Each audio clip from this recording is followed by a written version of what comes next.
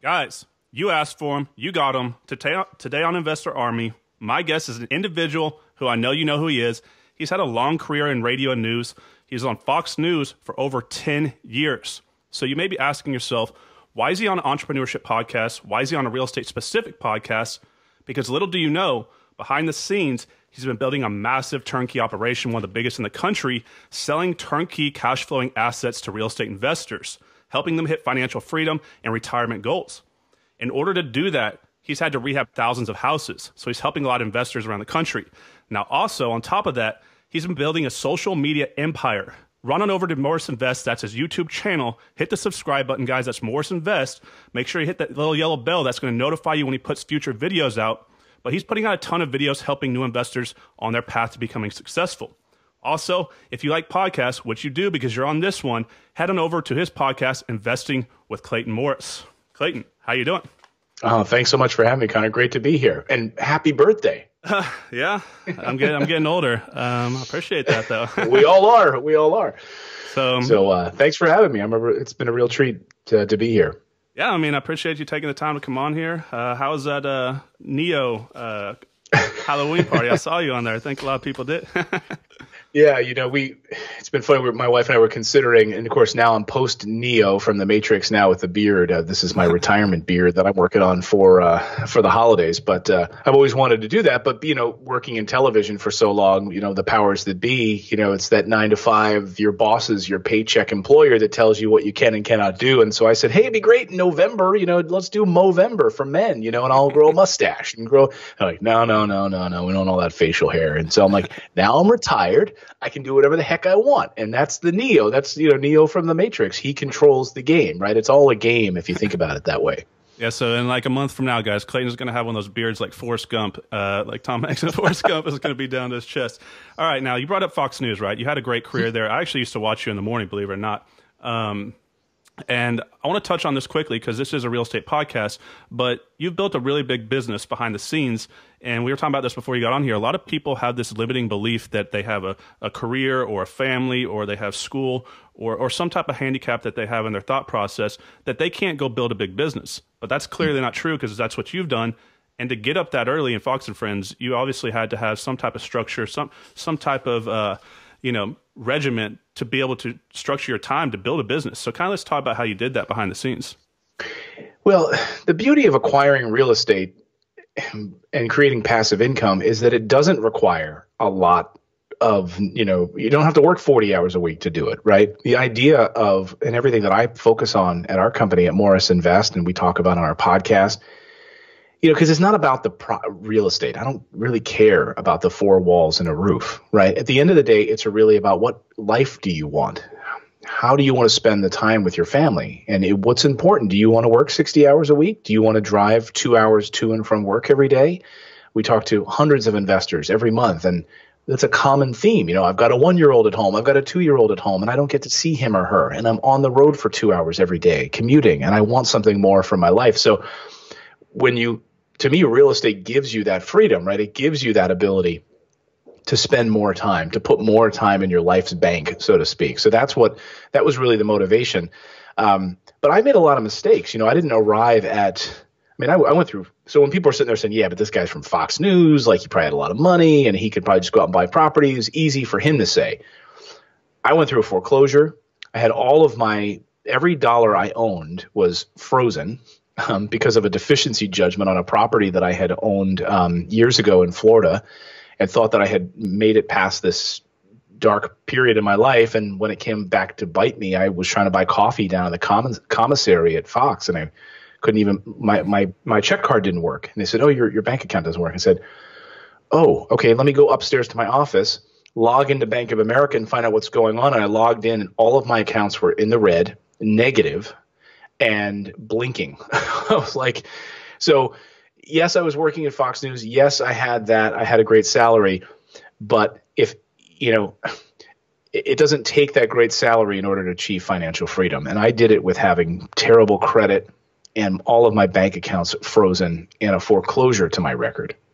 Yep. Well, I appreciate you sharing that because that's going to help a lot of people, because a lot of people think that they need money to start this business. And they always ask me, they say, I don't have any money. And I tell them, what does having money have to do with starting a real estate investment business. They can start out wholesaling, joint venture wholesaling, and then they can grow and do other types of investments as they kind of progress down that ladder.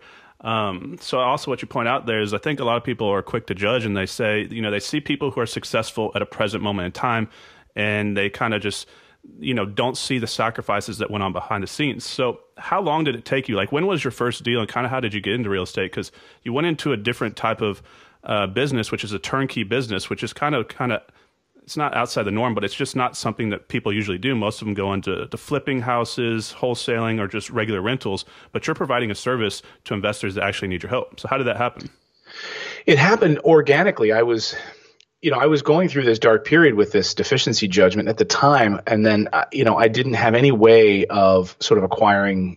I had some money in savings, but I didn't know what else to do. I knew that real estate, I had done some real estate in the past. I did some flipping, and I took a break from it because it caused me this deficiency judgment. I went through this foreclosure, and I was like, okay, I need to take a step back from that. But even that didn't scare me enough, because what scared me even more was the stock market. And, looking at what was happening to my 401k, my 401k just was cut in half because of the Great Recession, right? I had no control over that whatsoever. And the funds that I was in picked and, cooperated with, thanks to Fidelity and my employer, where there's people making all kinds of ridiculous fees on the backs of my money. I had no control over that. So I knew that real estate investing, if I did it the right way, I could be successful at it. And yet I didn't really have like a guide in all of this. So I didn't own any properties, and I was on a flight to New Zealand. And it's a flight that changed my life, because I was going there for 5 days. A friend of mine who lived on the South Island, one of the great photographers in the world, Trey Ratcliffe, he invited me to come spend a few days with him and shoot photos at his house. And who's going to pass that up? And my wife was like, "Go, I know we got the kids, but just go. You need this." And I'm sitting on this flight next to this couple, and after 16 hours, we got to talking after sleeping and being groggy. And on the descent, sadly, I wish I would have talked to them more, an older couple, in their mid-50s or roughly. And they said, "How long are you going to be in New Zealand?" I said, "I'm going to be there for 5 days." And they said, "Oh, 5 days." And I said, "What about you guys?" And they looked at me and they said, "We're going to be there for 2 months." And I thought, they're not retired. I'm like, "What do you guys do?" I said, "that you can be in New Zealand for 2 months?" And he just looked at me point blank and he said, "Oh, I'm a real estate investor." And I said, "Whoa, whoa, whoa." And I just grabbed a pen, grabbed like a napkin. And I was like, "Okay, I'm an empty cup. I know nothing. Tell me." And he just taught me. He said, "Well, me and my partner, we buy properties with high ROI. He's like, I don't fall in love with real estate. I buy, 900 square foot, 1,000 square foot homes, and that's what we buy. We keep them in our own portfolio, and they cash flow." He said, "So while I'm here in New Zealand right now, my properties will cash flow and it'll pay for my entire trip." He told me where he was buying. He told me sort of, the ROI that he looks for and that sort of thing. He says, "Whatever you do, don't over upgrade, meaning don't rehab too much for your properties. And here's what you do." And he said, I said, "Great." I got back a week later and I had some money saved up. I told my wife, "We've got to do this." And she said, "Okay." And I immediately found 2 properties, worked with a distressed property realtor, which I didn't even know they exist. I don't know if they still do. I don't know. And I overpaid for my property. I overpaid on the rehab, but it didn't matter because I was taking action, and I acquired my first 2 properties that way. These single family properties in the Midwest. They're still in my portfolio to this day. First tenant I signed to that lease was a 5-year lease with that tenant, and had been fantastic. And that is the crux of everything that I do today. I still acquire those exact same properties in the exact same neighborhoods. They produce constant cash flow for me. And it's been the key to my success. It's been why I was able to retire from television, because of that airline flight with those guys from New Zealand. So you don't live in the Midwest though, right? You're on the East Coast. So yeah, just outside of Manhattan. Yeah. Yeah. So guys, he built a business buying houses not in his backyard, which is important because a lot of people think they have to be directly in their backyard. Plus, a lot of people get into business or get into real estate. They watch the HGTV flipping shows. It's this allure of the big check and all that big transactional money. But what set them free is the cash flow. And so now you're buying these properties, buying a lot of them. So you've actually rehabbed thousands of houses, and you're selling them to investors across the country, right? Helping them build up their cash flow properties. Yeah, exactly. We started, I never intended on bringing on any clients at all. It was just for my wife and I. And we started buying properties. I had my contractor team that I had slowly started to build that I could trust, and they were on my team. So they weren't looking for another paycheck. They were working for me. So they wouldn't gouge me for prices. I was able to buy a bunch of water heaters at one time. So I was able to save on prices. I was able to learn through the whole process, but I was just doing it for myself. And then I had my mom came to me and she said, "Hey, I've got 40 or 45,000 in my 401k that I can borrow from. Can you help me get one?" I was like, "Yeah, sure." Well, she said, "But you're gonna have to do everything for me and rehab the house. I don't know what I'm doing." I said, "Of course. No, we'll do everything. That's what, we'll get you a tenant and do all of that. Don't worry about it." And then it was my sister. Then it was my brother-in-law. Then it was my friends across the street. Then it was their friends referring other friends. And then it was doctors in the hospitals referring other doctors. And before I knew it, we weren't just doing it for friends and family anymore. It was growing to a full-on business. And we started putting things in place and having a receptionist and an office and all of those pieces as you grow as a business owner, that came about over the past 7 to 8 years, Yeah. So let's look at how your business grew, actually, as far as how you hired people and how it kind of grew like that, because a lot of investors in real estate kind of run that solopreneur, right? They're just an individual. They wear every hat in the business. How did you kind of build such a big business, especially farther away from you, right? Incredibly important, because while I was starting to slowly build that business and acquire those properties, I was wholesaling in New Jersey, and I was becoming, one of the top wholesalers in the state of New Jersey in the northern part of the state. And the way that I was able to be so successful was because of building systems and hiring properly. So let's dive into that, because if you've got a ton of investors who watch this show, many of them may be starting with wholesaling and they're doing everything themselves, right? They're on the phone. They're following a script, right? They're trying to get deals. They're maybe working a 9-to-5 job. And meanwhile, while they were at that 9-to-5 job, their phone was blown up with motivated seller phone calls coming in, right? They're trying to put a CRM together, some sort of a database that they can kind of keep track of these leads that are coming in. Otherwise, they're wasting money on the postcards they're mailing out and all of it, each layer, right? And so I knew at the beginning, I wanted to put some safety nets in place so that I could capture the leads that I was paying money for, right? Yep. And getting back to people in a timely fashion. And I would set up basically like a rudimentary CRM. I was using HighRise at the time. It's like $30 a month, highrisehq.com, just a, very basic database management, to track these leads. And then I read a couple of great books, one of which was Traction, and realized that if you want to grow your business, you don't just hire aspirationally. You don't just hire people with the hopes of something that you'd like to accomplish a year from now. And one of the biggest game changers for me is in realizing that I needed to write down every task that I was doing. So if you're a solopreneur who's listening, watching right now, just, I don't know, pause the video. I don't care what you do, or take some time when you're done with this and get a piece of paper and write down every task that you do. And I'm talking about even if you're in the shower and you're thinking about a property, like, oh, we have to send that escrow money or that earnest money for 123 Main Street. Guess what? That's a task. You know why? Because it took up time while you were in the shower thinking about a task. Write it down. Oh, I needed to buy stamps. Write it down. And guess what? At the beginning, it's going to all be you, right? You're going to put that whole list of tasks, and then next to it is going to be all your name, right? It's all going to be Connor, Clayton, all the way down the list, right?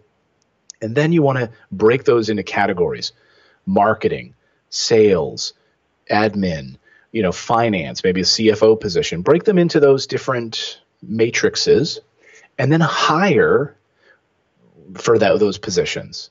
So if you've got 10 tasks that are clearly the marketing person, then you don't need to be doing that. Hire for that marketing position. But people get so scared, as you know, to hire because you think, oh, how am I going to afford this?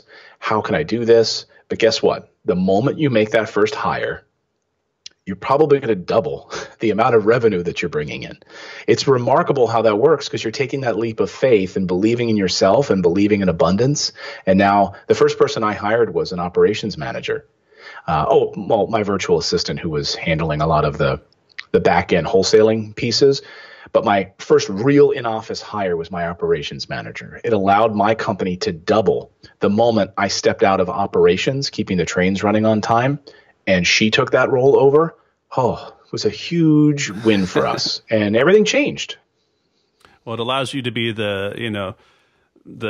what do they call it? And so also you pointed out rocket fuel, but they also are, which one did you point out? Which one you were? Traction. Traction. Yeah, rocket fuel is the other one, guys. So they both go kind of hand in hand. It's important, in my opinion, to hire a virtual assistant first, because that kind of gets them through that thought process of delegation. And one of the things that we teach our students here is to set their phone to go off every hour on the hour. Because what this does is, if they're busy and they're kind of in that, rush phase, it brings them to the present moment. And I want them to ask themselves, is this what I'm doing right now something that I can delegate to someone else to take this off my plate? And it gets them in kind of that mindset and to grow. So did you hire a lot of your first employees on commission base, or did you just go ahead and jump in and start giving them a salary? Because I think that's where a lot of people are scared, is to go ahead and sign someone on and know that they're obligated to pay that much money to them. Right. So with my virtual assistant in the world of wholesaling, I was paying them a salary, based on an hourly commission. And I think my first virtual assistant, she lived in the Philippines, and she did a great job for me. We kind of built the business together, and I laid out what I wanted. We worked together on, there's so many great tools. If you're using a Mac or you're using a PC on a Mac, you could use a great app called ScreenFlow and just record your video, your screen. These are the 10 things that I'm doing in Dropbox or in Google Drive, and I'm sending these out, and I'm updating this CRM after I get off the phone. And you know what? We're going to send this person an offer, and we're going to go to this website to send the person an offer using, some sort of a mail service. Right? Do you have to do that? Or could your virtual assistant, after you recorded that task on ScreenFlow, sending that MP4 and uploading that to YouTube as here's a 4-minute video, Susanna, take a look at this 4-minute video. This is exactly how I do it. I'd like you to start doing this. It doesn't have to be difficult. And once you start repeating those same things over and over and over again, take them off of your plate. But I love that idea of sort of getting that moral check-in every hour. Yep. Because at the end of the day, are you where you want to be? Or are you spending time on all these mundane tasks? And I think as a business owner, you should be at that visionary level, really sort of rising above everything, thinking about where you want to go with your company. And if you're in the weeds, you can't make the company grow. Yep. So when you talk about your contractors, so you've rehabbed thousands of houses, and you're doing this from a distance. And this is one of the biggest headaches people contact me with. They have a hard time finding good contractors. Now, you said that you had them where you didn't have to worry about them gouging you. Is that because you had them on salary, or how did you hire them to keep prices under control like that? Well, I did get lucky, and the first contractor that I hired was a family friend, or not a family friend, a friend of a brother of a friend. And he said, look, it was in Michigan, and he said, my brother he's a great contractor. He lives there. He would love to take a look at your homes and rehab them. I said, great, let me start there. Right. And he was so trustworthy that he had gone to Lowe's at one point, and he had given me a receipt for some of the work that he had done that afternoon. And on the receipt, he had purchased a soda, and I was paying for that receipt. He said, here's the receipt, please. And he circled the soda. He said, please take out the soda as a line item, and here's what you owe me. And I wouldn't have looked at that. I would have handed it to my CFO or my wife, just like, I don't know. But I said, we're paying you for the soda, that's ridiculous. But it's that honesty, it's that integrity, exactly. and the workmanship. And so it started there. And then as I expanded into other contractors, the biggest problem that contractors face is that people don't want to pay them on time. And they don't know where their next paycheck is coming from. And we just hired a crew away from somebody else who wasn't paying his crew. And I'm like, we pay on time. Every Friday payroll goes out, and we're paying on time. So we expect a certain level of craftsmanship, on our properties, and this is what we want. And so you do that. You stay with us, you're never going to have to worry about where your next paycheck comes from. And so if you can develop those relationships where that person doesn't have to go and try to find additional work, if they know that they're just working for you continuously, and you're going to be cranking up, as soon as they're halfway through one project, you've already assigned them their next project. And that's honestly the key to success for contractors. Yeah, having a good contractor is a huge relief, and they're worth their weight in gold. I need you to talk to my contractors because I think I pay thousands of dollars a year in Red Bull out there, and I never have time to go back and check my receipts. But yeah, if you get a good, honest contractor that pushes it forward, I mean, it's just you can sleep well at night and you know things are going forward. So let's kind of look at how you rehab a house, because I know you're talking about you like to stay under $25,000. You don't want to go too high end, but you're also not doing. I mean, I don't know. You may be doing this on the side, but are you strictly staying under kind of what price point are these properties that you're selling? Yeah, I mean, we're in a range. We started doing some new construction as well. So I think that's probably our most costly in the 60s for new construction, like 3-bedroom, 2-bath. And we're building up, obviously, those from the ground up. But yeah, I mean, anywhere from 45 to 60-ish is kind of our sweet spot. That's where I like to be. People have their own opinions about where they want to be. That's what I like. It's been my going back to witnessing firsthand the success of an individual and his team on a flight to New Zealand, and then having it further confirmed from some of my mentors in this business who buy on the same streets I do and who, like those, C and B neighborhoods. That's my bread and butter. So yeah, as far as upgrades go, I don't know if you want to dive into that at all, but sort of what I learned early on was over upgrading a property can be a mistake, right? Because here's the bottom line, as you know, it's going to rent for the same amount, whether or not I decide to do these, like all these additional bells and whistles just to make myself feel better. I'm not living in the property, right? And what a tenant wants is comfort. They want heat. They want their own property. They want to know that it's clean and taken care of and well maintained.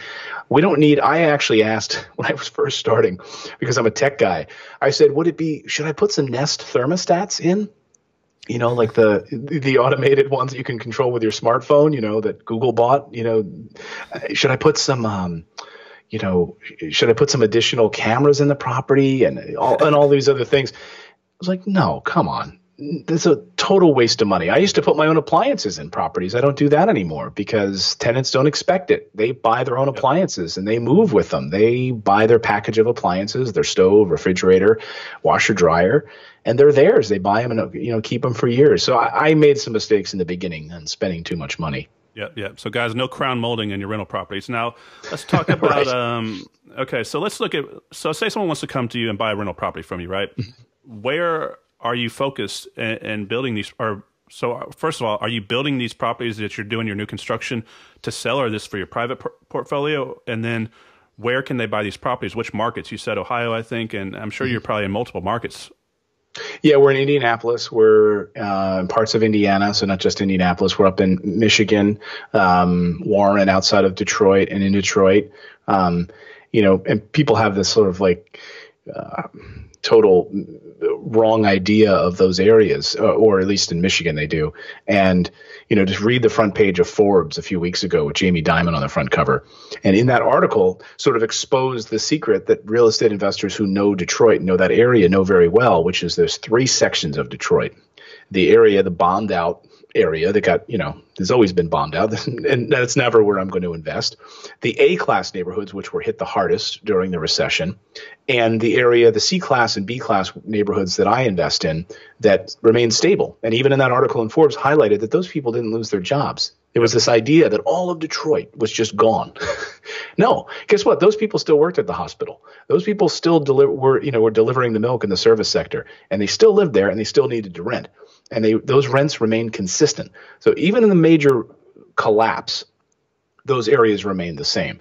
But I actually like that there's a stigma, because you know what? It keeps tire kickers away, and it allows me to buy more properties. So yeah, those areas in Midwest. I'm also in Florida. I own a bunch of properties in Pennsylvania. I do have some in New Jersey, which is, I can't believe I'm saying that, but I actually do, because I found, was able to find a good package of properties in a good area where taxes are low. I mean, taxes are very, very high in New Jersey, but fortunately in this area they're not. Where else? Oh, North Carolina. So yeah, all over. All over. Yeah, I mean, look, as you know, there are good markets all over the place. So people ask me all the time, well, what about this town? Or what about this town? Or what about this town? It's like, yeah, but it takes a heck of a long time to build a team. Yep. You and I were just talking about hiring, head of acquisitions, contractors, and you can't just randomly pop into different towns all the time. So it takes a long time to do the work that, that we do.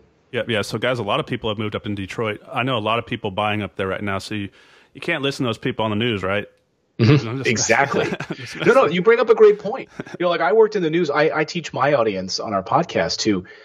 When you hear, like you're watching the 6 o'clock news at night or something, I guess if you're in your 70s, you watch the 6 o'clock news. I don't know. But if you're watching those types of shows or you're seeing news articles, I want you to read and watch those news pieces as if you're from an investor's point of view, because often all of those news articles or those television pieces that they're doing about the hottest real estate markets or the bubble or et cetera, they're all written from a primary homeowner's perspective. Exactly. Or what are the most hottest markets, meaning like San Francisco and the most inflated prices. But read it from an investor's point of view, and if you can, it's almost no articles are ever written from the investor point of view. They're all written from like a primary homeowner's point of view and a mortgage industry's point of view. Very few articles are ever written from our point of view, the investor's point of view. Yeah. So let's look at some of these properties that you have, right? So how in your opinion is the best way to look at what makes a good rental property? So some people talk about, the 1% rule. Other people say, I just want to cash flow $300 a month. Other people are looking at cap rate. Like what is it in your opinion that makes a good rental property? Well, low vacancy rates, cash flow, consistent cash flow, and industry. I don't get. You can look at all sorts of metrics. You can start going on crime data websites and talk. You can find the internet is a great tool to talk yourself out of taking action in real estate investing. So if you are scared about taking action in real estate investing, just use the internet, and that'll really keep you from ever doing anything in your life. So you can start going down rabbit holes of crime data websites, which if you've talked to any sheriff will tell you it's a terrible way to measure crime. Why? Because it uses a zip code model to measure crime. And guess what? Zip codes were not meant for sheriffs. They were meant for the postal system. So you're pulling in data from different towns that are being melded into this one data set, and it makes no sense.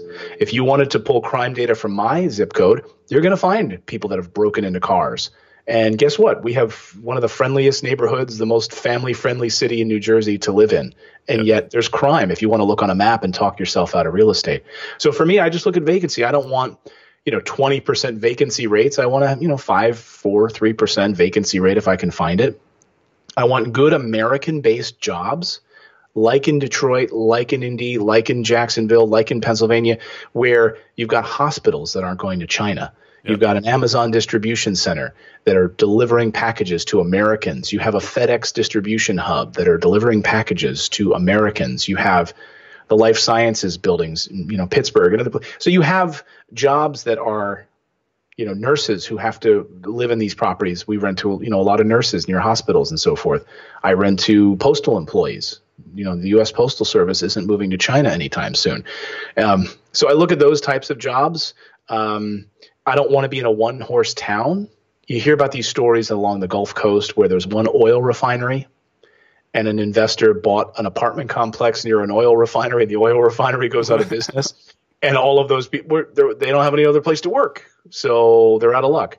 Yep. So those are the things, some of the things I look for, and I look for ROI. At the end of the day, bottom line, I want a high return on investment. Yep. My goal is anywhere between a 9 and 12% net return on investment, net. Yeah, that's a good point. You pointed that out because you talk about nurses. Nurses are one of those jobs that if they get behind, they can take extra shifts. So any type of job that they can pick up extra income or take on extra shifts are good to put in your rental property, because if they get behind, they can just ramp it up a little bit.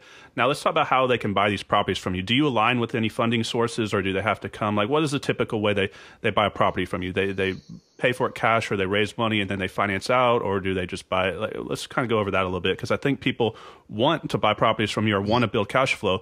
They just don't know how to kind of bridge that gap from A to B, right? I would say 99% of our buyers pay cash for our properties. We used to allow financing on the front end a few years ago when we would try to be all things to all people. Yep. But what we found is that banks aren't a big fan of lending to properties under $50,000. And, they don't make any money. It's a risk to them. And we would look at our whiteboard, and our properties would close in 10, 15 days normally. And I'd look at our whiteboard and say, why is 123 Main Street still up there? That should have closed 2 months ago. It's a great property. We've already completed the rehab on it. What's it doing sitting there? Oh, it's because John needed to get financing. Yep. No fault of his, but we were allowing that. And it's just the bank would keep asking for more documents and then more documents. And then we need to see this tax return, and then on and on and on and on. And they might have a great paying job, but because of this sort of riskier asset class for them, that $50,000 and under property, it just didn't connect. So most of our clients will use funding on the back end doing, delayed financing. So they'll purchase with cash and then cash out refinance later. Yep. Pull money back out and roll it into their second and third property and sort of snowball it that way. But then a lot of our clients will also use, borrow from their 401k. Maybe they've got a self-directed IRA that they want to use or put in place, a Roth IRA that they convert to a self-directed account, cash on hand, private money, hard money, et cetera. So any number of ways. We have been doing some of the financing, allowing that on our new construction because it's a little, it's a higher price point. So those are easy, and we have a lot of banks that are happy to do that. So that's no problem. But yeah, I would say if I looked at our closings over the past year, I would say 99.9% are cash. Yeah, do you have a lot of them buying bulk from you at a time and then going back and doing something like a portfolio loan? Or because let me ask you something. So like if they fund the property cash, are you just meaning just cash, or are you talking about hard money loans, private lenders? Because if you put a lien on the property, you have a seasoning period before you can finance out. But technically, from what I understand, if you pay cash, you can finance out pretty much instantly, right? Yeah, almost instantly. So for instance, here's a perfect example. We just had one client who bought a property from us for $45,000. We, in September, I think beginning of September, we renovated the property, placed a tenant in the property, and then it appraised for 53. He pulled out, whatever it was, 85 or 80% loan to value, and he bought a second property. Yeah. So that happens regularly. Or folks will buy a few at a time, 10 properties at one time, and then they'll do like a portfolio cash out. So they'll take, bundle it together, either with a private lender or not. They want to keep it in an LLC name, so they don't want to have to transfer it over to a personal name. And so we work with a lot of different lenders who they want you to have it in an LLC in order to do the portfolio cash out refinance. And then they, roll it into their next round of 5 to 10 properties, which is great. It gets them closer to their goal of financial freedom. Yeah, so guys, you don't need to raise a lot of money or make a lot of money to do this, because look at it like this. You can go to the gas station, say you have $1, and you go buy a candy bar. If you eat that candy bar, now you have no dollar and no candy bar. Let's say you saved up $50,000 and you went and bought a house from Clayton. You financed out. Now you have a leveraged rental property with equity in there that's cash flowing, but you have your money back. You go buy another one from him and you do it over and over.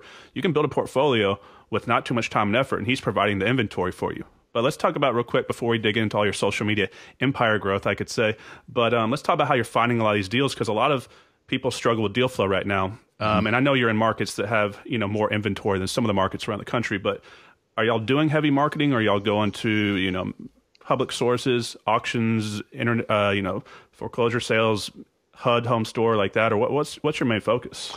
I would say all the above. We don't do HUD home store anymore. I haven't really found any deals on there. And honestly, foreclosures used to be a bit of a bread and butter for us. My first round of properties, foreclosures, but I can count on one hand how many foreclosures I've bought over the past year. I mean, they've just all but dried up. Yeah. So that, by the way, that's a good indicator. When foreclosures in the types of properties that I buy have dried up, that's a good sign for the, just for the housing economy as a whole, right? So yeah, we'll buy a bulk. If a hedge fund is collapsing and they want to unload 100 properties, we'll vet and see if this package of properties makes sense for us, or auctions, et cetera. We'll buy a lot of properties that have just a lot of liens on them. Yep. So we're paying off a lot of back taxes and a lot of back liens and all these sorts of things. I work with a lot of wholesalers. Look, I have an affinity for wholesalers. I at the heart, I was a wholesaler, right? I know the game. And the wholesalers that I work with, I say, look, we can do a lot of business together, but my margins are so tight and so small that if you can't gouge me. So, if you can keep the prices where you're going to make a little bit of money bringing me the deal, then we can do a lot together. But a lot of real estate investors see the short game and they don't see the long game. So if I could have a wholesaler that I work with and I'm going to pay him a finder's fee of, $2,000 or something like that per deal, that person could do very well. But instead, would want $5,000, $10,000. And then I can't work with that number because now I would also have to put in $25,000 worth of rehab on top of paying this wholesaler. So I'll just, I'd like to work with more of them if I could, but often there's just not enough. There's too much skin in the game too many people taking money out of the pie, and then it doesn't work for a return on investment for my investors. I want to hit that 10 to 12% net ROI.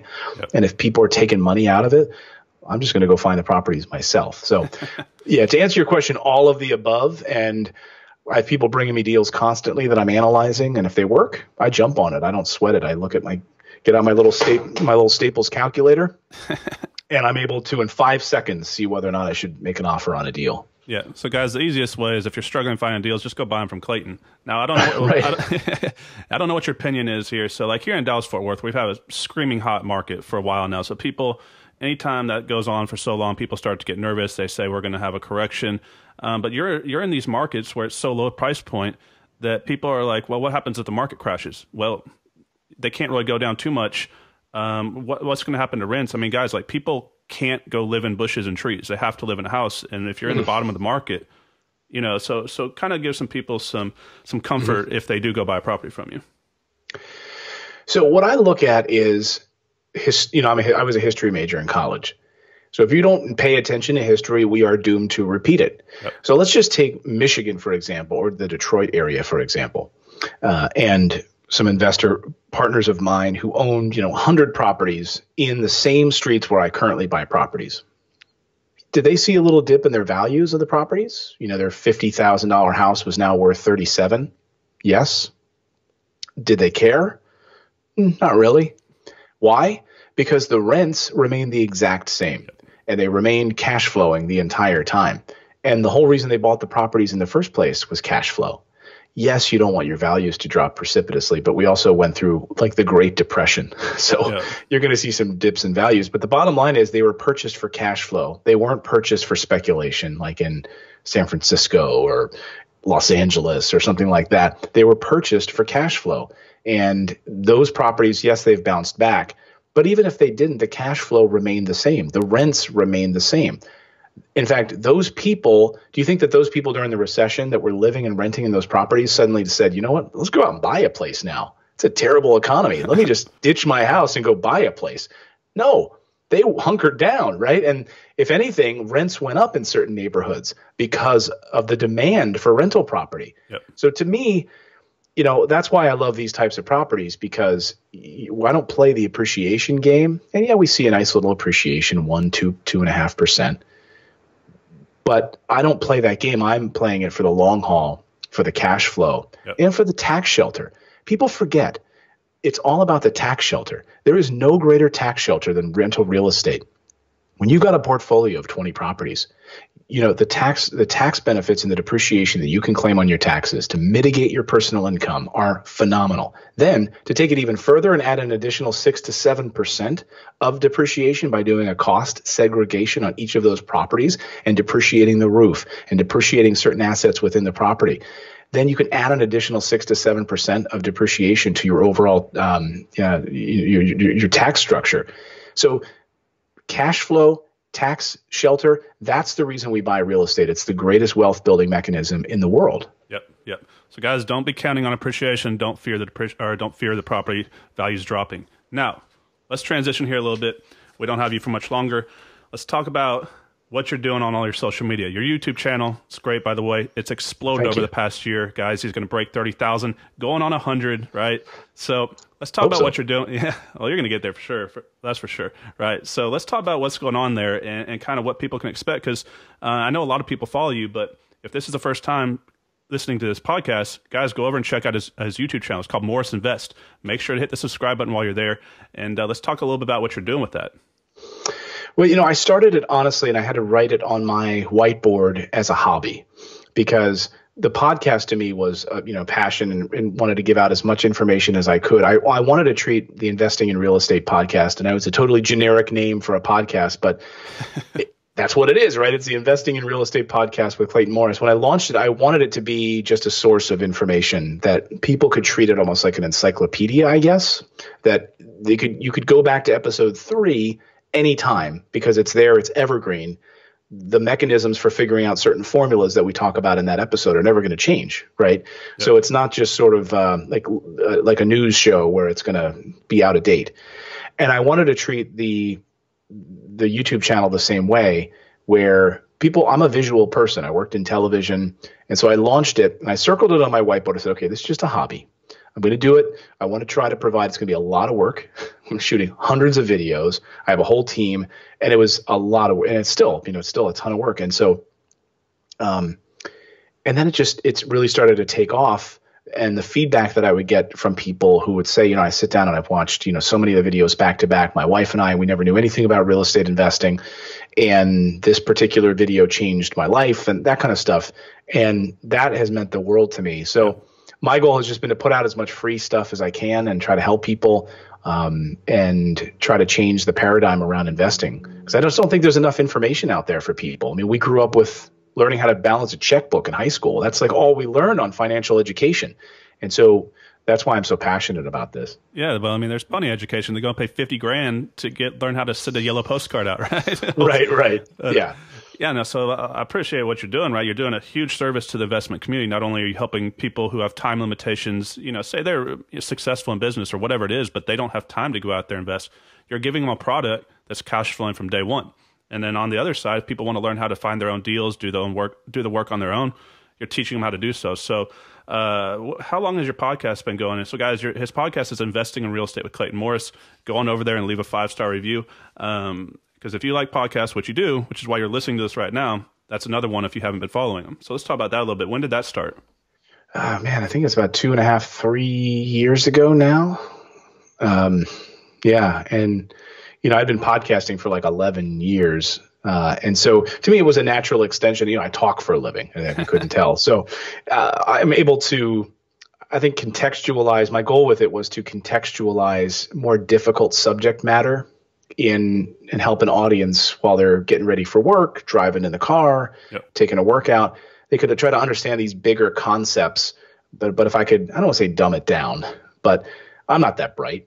I wanted to get to my level, and I explain it, because when I look at a spreadsheet or people start talking stock numbers with me, my eyes just glaze over.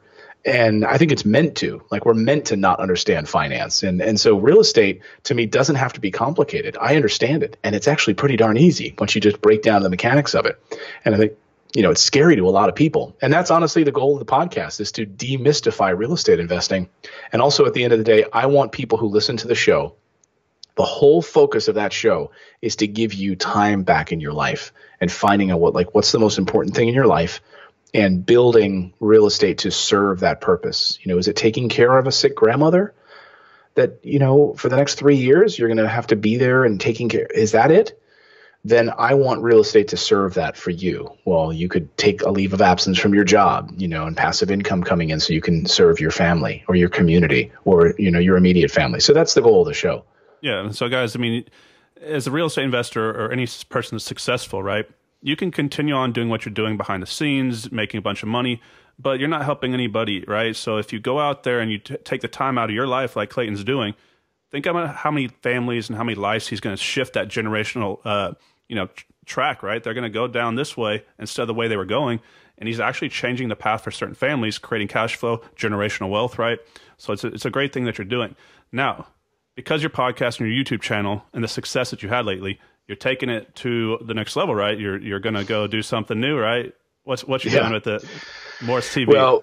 Well, it's crazy because I leave this big, the number one show in the world in Fox News and the show that I was on, and I'm leaving TV forever, What was that? I'm not familiar with that. What show are you on?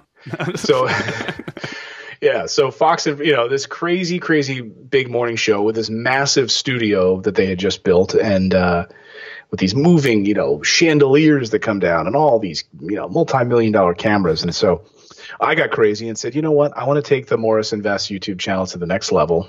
We are going to build a full-on studio, a live streaming studio. So it's coming together. The lights have gone up. The cameras have arrived. The desks are there. The streaming computer, that's the most expensive computer. I didn't even know they charge that much for computers, because and I'm not going to get to play games on it. I was like, can I play Call of Duty on this thing? And my team was like, you cannot you can't do anything other than stream live video. I was like, come on, I just spent this much money on it. So it's going to be a full-on studio. We're going to do a couple of live shows a week, and I'm excited because we have a pub that we also kind of built. So we're going to do like a Sunday watch football and talk real estate, like a Sunday sort of pub chat over, just like live Q&A about real estate and answering questions. And I got to say, I love talking to investors because, I find a commonality there. There's common fears. There's a lot of, there's a lot of similar fears that I see in myself with new investors. And so I love helping people overcome those fears if I can. Yeah, it's like you're saying earlier, the information is not readily available. It's kind of a path that not many people take or they avoid because they don't think they can get there. So it's kind of, a lot of people say businesses or entrepreneurship is lonely, right? Because they need to be around people just like them. So you're kind of bringing that to the forefront, doing all this social media stuff. When is it going to come out? Is that coming out beginning of the year or? Yeah, we're looking, we're hopefully, I'm hoping maybe right after Thanksgiving, we'll have maybe our first live show, maybe right around the Thanksgiving holiday. Okay, great. So let's talk about one last thing. I know that you're real big on the work-life balance, right? So you've actually you and your wife are doing some of your podcasts together, which is interesting because I haven't seen that before. So how's that working, right? Yep. Well, it's interesting because a lot of time, my wife is very, she really focuses on sort of the family finance piece of it. And so I'll sort of drag her into some episodes. I'm like, let's go do a live Q&A about this. And, she will be doing this live Q&A about real estate investing. And she'll say, I wanted to do something else tonight. I had something I wanted to cook cook and clean in the kitchen. And then you're going to drag me in here and do this show right now. And so people get to see the rawness of a husband and wife investing in real estate and the give and take. And because I hear it so many times during the week. I can't tell you. So we've done a couple of episodes on how to talk to your spouse about real estate investing, because there's always one spouse who's like, this sounds like a total scam. You can't invest in real estate. You can't do that. And then you have the other spouse that's like, no, my dad did it. I saw him relaxing while I was growing up in high school, and he had passive income coming in, and the wife or the husband. There's always one member of that team that's out of alignment. And you really honestly have to come into alignment to be successful with this, because you need both people to be involved in that, your partner or your spouse, whatever. So we show the kind of the scrapes and the bruises and the whole thing as we go through this process, because we'll disagree on deals. We'll disagree on our goals a little bit. But once a month get together and have that sort of family meeting, it kind of realigns everything. Yeah, I think it's great. I think it helps people at home, right? Say we're just like them. Now, see, it goes both ways. I've seen some couples where they're just, cohesively linked like one for the same goal, and then others are hyper competitive against each other. And you say, who can buy more houses or who can sell more houses or whatever it is, right? That could be good too. It keeps that competition going, But, I think she's really great at spreadsheets. She's really great at sort of the admin piece of it, where I'm sort of the visionary for, I want to acquire this many properties. I want to do this. And then she's like, okay, where can we pull the money from and how can we make this happen? And that's how we work great together. Well, it's like it's teamwork. It's a mini mastermind, right? So it's great that you're doing that. Now, if people want to get a hold of you and look at your inventory, is there a website or how do they go, and how do they even, is there a way that they can look at the properties online to see what they can buy? So no, there's not, because our properties, and this is not me blowing smoke, but they usually sell within about an hour or less to our investors that we work with right now. So we don't put our properties up on the internet anywhere. We like to jump on the phone and actually talk as human beings. I know that's so hard to believe these days. We live behind the internet, but we're not like Zillow where you can just go and randomly pick we like to get on the phone and we like to know, what does your financial freedom number look like? Who are you? What are your goals? Do you want 10 properties over 5 years? Are you, what are your goals? And so we'll get to know you for 30 minutes. We'll talk. And then if you're ready, or you need to talk to your spouse or whatever, then you take those steps, and then we'll send you a property if we have one available. That's how we work. And our team is acquiring properties. We're taking them through the ringer, before we're ripping them apart and putting them back together. And so as properties come in, we work at the speed of our investors, I like to say. We don't just send out big email blasts of properties and put properties up on a website. By the time it would take me to hire someone to put a property up on a website, it'd be already sold. So I don't waste my time with that. So is there like guys, obviously you're growing quick, right? So it's going to get to a point where, I don't know, do you think inventory can keep up with the demand, or do they have to get on wait lists? So. We definitely have, we go through periods where we'll acquire a good amount of properties, and and then there'll be people like emailing into the office, hey, I'm ready for my next property. I'm ready for my next property. It's like, oh, hold on, we should have one for you maybe this afternoon. And so, but our acquisitions team is constantly acquiring. I mean, that's what I pay them to do. So we're constantly evaluating deals. We're out in the field, constantly walking properties, walking through termite damage and, God knows what. I was just in my market last week walking through. I had mud all over my shoes and in basements, and, because I love it. I like to be able to be out in the field and feel that. So look, there's always going to be deals. You just need to, you just need to know where to look, I guess. Yeah, guys, if you're a wholesaler, contact Clayton, right? He may want to buy those houses and help him fill that inventory. All right. Is there any information you want to give out, your website or anything that you want to drive people to? Yeah, my website, just my last name, Morris, Morris, so morrisinvest.com. People will be like, is it Morris Investments? Like, no, I don't know what that is. It's like some little something out of Cincinnati that has nothing to do with me. So no, just morrisinvest.com, and that's our website. You can get in touch with us there. Awesome. Clayton, I appreciate you coming on here, and guys, we'll see you on the next episode. Thank you so much. Thanks, Clayton.